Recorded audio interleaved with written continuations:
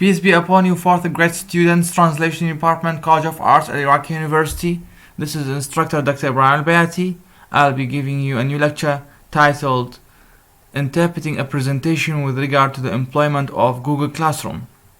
مرحبا بكم طلاب المرحلة الرابعة في قسم الترجمة كلية الآداب الجامعة العراقية. معكم مدرس الدكتور إبراهيم البياتي ومحاضرة جديدة بعنوان ترجمة موضوع يتعلق باستخدام تطبيق جوجل كلاسروم.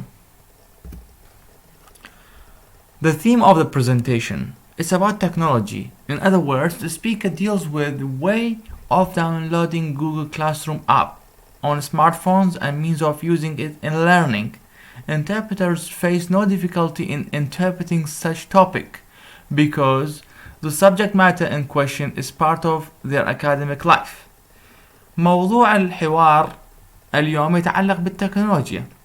يتحدث المتحدث اليوم عن طريقة تحميل هذا التطبيق وكيفية استخدامه على الهواتف الذكية والكيفية وكيفية الاستفادة منه في مجال التعلم. فلا يواجه المترجم الفوري هنا مشاكل أو صعوبات تتعلق بهذا الموضوع لأن هذا الموضوع جزء من حياتهم الأكاديمية. The speed of the presentation slow. The speed is slow because the speaker aims at teaching students how to make use of the app whose name is mentioned at the beginning in their studies. All interpreters must take advantage of this opportunity due to the slowness of the speech. سرعة الخطاب بطيئة لأن المتحدث يحاول أن يرسل رسالة إلى المستخدم أن يحاول أن أعلمك كيفية استخدام هذا التطبيق الذي ذكر في مقدمة الموضوع في الدراسات التي يقومون بها والمواضيع التي يدرسونها. فعلى المترجمين جميعا استغلال هذه الفرصة وهي متعلقة ببطء الحديث في الترجمة. The clarity of the voice. The voice is clear. The speech is crystal clear. In other words, there were no external factors influencing the presentation. Fourth grade students or interpreters should focus on the words uttered by the speaker only because there is nothing else that could distract their attention.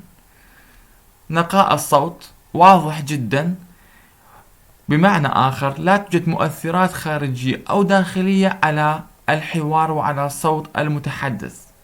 فعلى طلاب المرحلة الرابعة الذين يتدربون في مجال الترجمة الفورية أن يركزوا على الكلمات التي ينطقها المتحدث نتيجة لعدم وجود عامل آخر قد يؤثر عليهم ويشتت انتباههم. The style of the presentation. It's formal.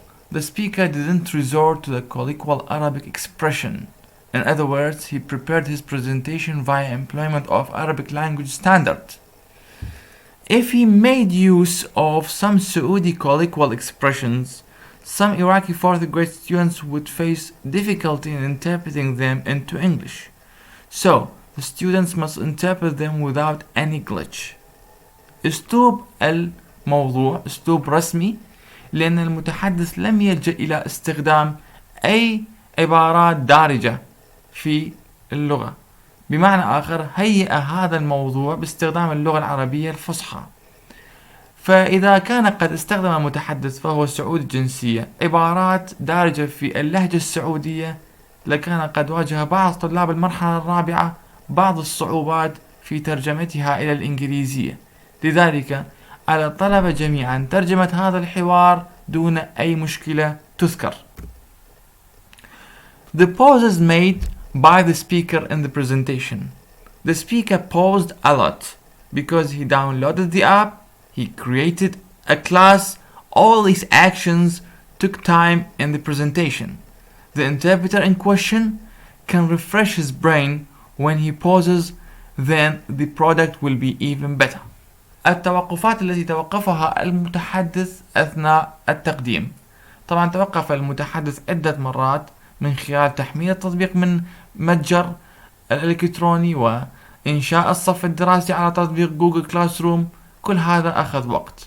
فعلى المترجم المعني أن يعيد تنشيط دماغه أثناء فترة التوقفات التي يقوم بها المتحدث أثناء العرض التقديمي، وستكون النتيجة طبعا أفضل بكثير.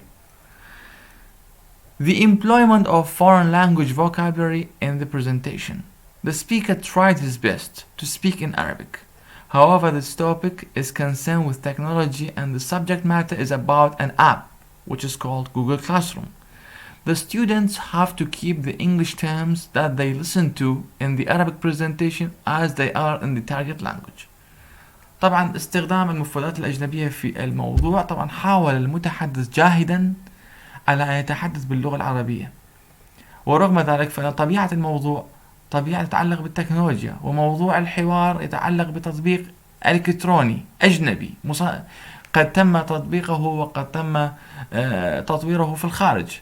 فعلى الطلبة الذين يستمعون إلى الحوار العربي الذي قد يحتوي إلى بعض مفردات اللغة الإنجليزية إبقاء هذه المفردات الإنجليزية كما هي في لغة الهدف إذا كان طبيعة الترجمة من العربية إلى الإنجليزية. The intonation of the presentation. The intonation of the presentation is normal, therefore the interpreter has to make his intonation normal as well. طبعا نبرة الصوت المتحدث في هذا الموضوع اعتيادية، فعلى المترجم أن يبقي نبرته اعتيادية أيضا أثناء الترجمة من العربية إلى الإنجليزية. The metaphorical expression of the presentation. Since the topic is about technology, the speaker didn't employ any metaphorical expression to describe his theme. The interpreter's job will be a piece of cake due to the non-metaphorical presentation. طبعا استخدام التعابير الاصطلاحية والاستعارية في الموضوع، طالما أن هذا الموضوع يتعلق بالتكنولوجيا فلم يستخدم المتحدث أي تعبير استعاري لوصف موضوعه الرئيس، فستكون مهمة المترجم الفوري هنا سهلة نظرا لعدم وجود أي مصطلح استعاري قد يربكه أثناء الترجمة. The most important vocabulary of the presentation with their English translations. طبعا نقدم لكم مجموعة من المفردات الموجودة في متن الحديث ونترجمها لكم إلى اللغة الإنجليزية. تسجيل الدخول في تطبيق جوجل كلاس روم باستخدام الهاتف الذكي. Logging in Google Classroom app via smartphone. طبعا أنا تعمدت أن أذكر app وليس application لأن الابليكيشن طويلة وتستغرق فترة أطول أثناء النطق، فاب أفضل بكثير، لكن application الترجمة الكاملة، ويفضل أن تكون في التحريرية application، لكن طالما نحن نتعامل مع ترجمة شفوية فيجب أن يكون التطبيق app، استخدام مختصر أفضل.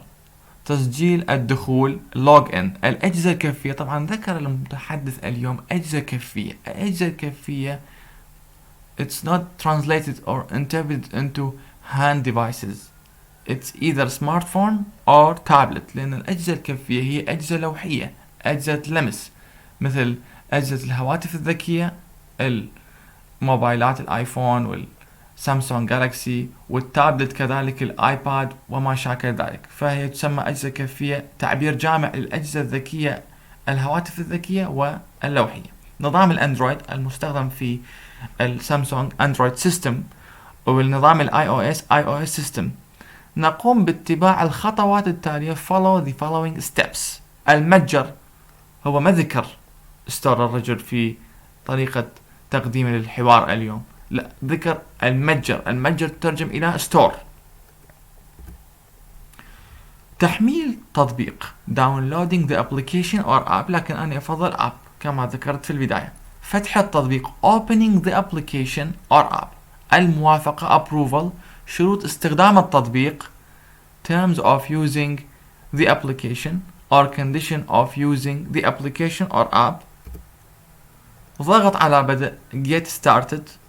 احنا بنقول click on start. get started هذا المستخدم في الطبيعة التكنولوجية، طبعا هذا اسلوب امريكي لان هذا التطبيق هو تطبيق امريكي من شركة جوجل.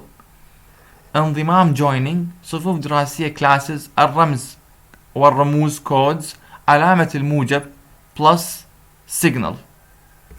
وبهذا قد وصلنا إلى نهاية المحاضرة. أتمنى أن كنتم قد استمتعتم واستفدتم كثيرا من هذه المحاضرة. Thank you so much for you and I hope that you got benefit from this lecture.